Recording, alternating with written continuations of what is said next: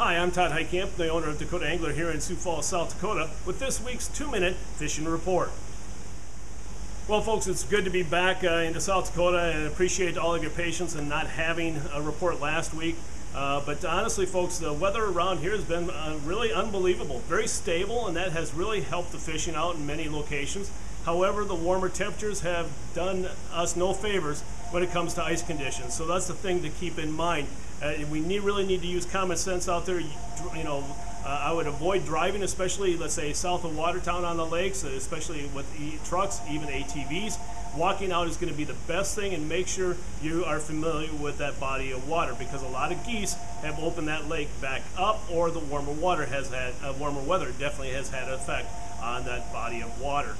As far as the fishing report is concerned, the walleyes have been picking up around the area, let's say like Waubay up in the northeastern part of the state, also including Bitter, Blue Dog, Big Stone, Enemy Swim, Dry Lake by Florence, also Round Lake, and then also Kempeska.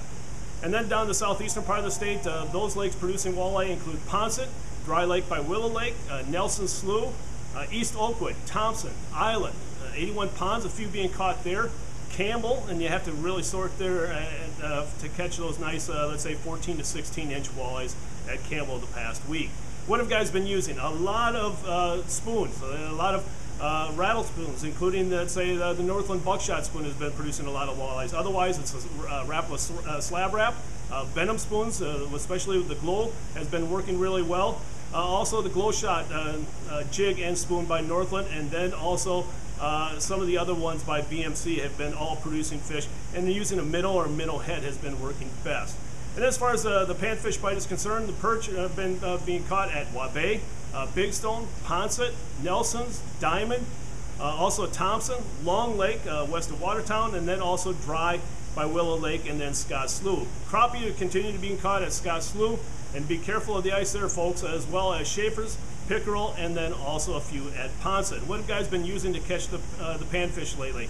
A lot of drop chain lures, the Haleys, the Pilkies, the clam dropper spoon have been working really well. And then also the clam pinhead minnow. All have been working well, tipped either with maggots or waxworms or small minnows.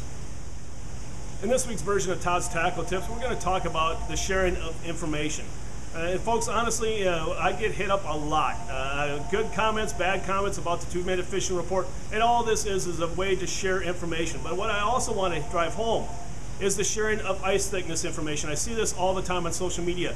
All I do, folks, is encourage you to share that information and make it be truthful as far as the thickness of ice that you're encountering out there. All too often, people are asking for that information, and they're not asking for you to give up where you're catching the fish at. They're just wanting to have some good, reliable reports on ice thickness, and that's a matter of life and death, as we found out this past week. So I encourage all of you to share that information with everyone that asks for it. They're not asking, like, again, to give up your favorite fishing spot. They're just asking for ice thickness reports. And I encourage everyone, don't take it at face value. Go out there and find out for yourself, so to speak, by going out there and chipping away at the ice. Don't necessarily trust that report. That report is a good base, a good foundation to work off of, but when you go out there, you need to remember the ice thickness, it varies quite a bit from one spot to another. So you can't just say, I have 6 inches here, I'm going to have 6 inches across the entire lake. So use the report, and I appreciate all of you doing that. Use the report for that foundation, go out to the lake, and then drill holes as you go, or use a spud bar, and make sure you have the safety equipment with you as well. But let's be safe, let's be courteous, and let's enjoy this upcoming new year, all on the ice together. Now it's time to take a look at a few photos that you sent in to me this past week.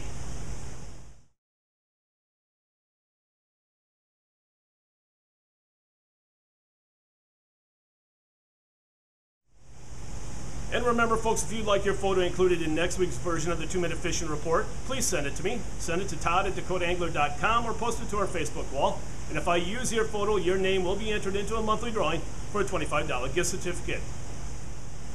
And before we end this week's report, I want to bring you up to date on, we're going to have another sale, the end of the year sale, end of 2018. As we head into 2019, more details will be coming out on social media this next week. We still have a great selection of tackle, as well as shacks, augers, and electronics. Make sure you check it out, because we're going to have some great sales for the end of the year.